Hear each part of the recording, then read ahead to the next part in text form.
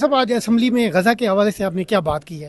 वो गज़ा के हवाले से हमने ये कहा कि जो पीस बोर्ड बढ़ा है उस पर हुकूमत के पास ये इख्तियार नहीं है कि वो यूनिलेटरली एक्सेप्ट करे। ये इशू सबसे पहले तो पार्लियामेंट में आना था। ये बड़ा सेंसिटिव इशू है। पूरी दुनिया का मसला जो है वो फ़लस्तीन के हल चाहते हैं, लेकिन बोर्ड ऑफ पीस एक डिस्प्यूटेड किस्म का है। वहाँ जो बॉडी बनी है वो एक पैरेलल बॉडी है। उसमें अगर आपने कमिट करना है तो आप टर्म्स ऑफ एंगेजमेंट तो बताए, इसके ड्यूरेशन बताए, लोगों को डिस्क्लोज करे, पार्लियामेंट को पहले डिस्क्लोज करे कि इस तरह आप कैसे डिसीजन ले रहे हैं।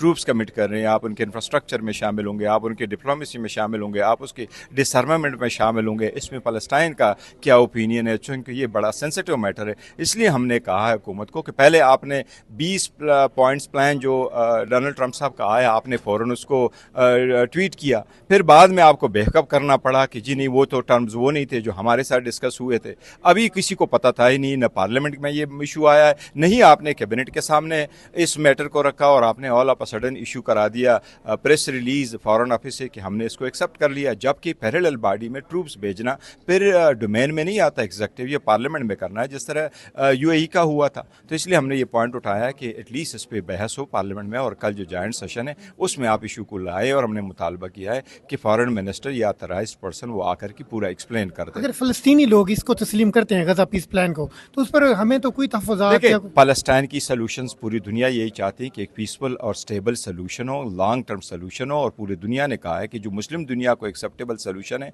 वो हमें और पाकिस्तान को एक्सेप्टेबल है, और मुस्लिम दुनिया को वो सॉल्यूशन एक्सेप्टेबल है जो फ़लस्तीनी अवाम चाहते हैं। अब फ़लस्तीनी अवाम की उमंगों के मुताबिक कार्रवाई हो, यही पॉइंट है।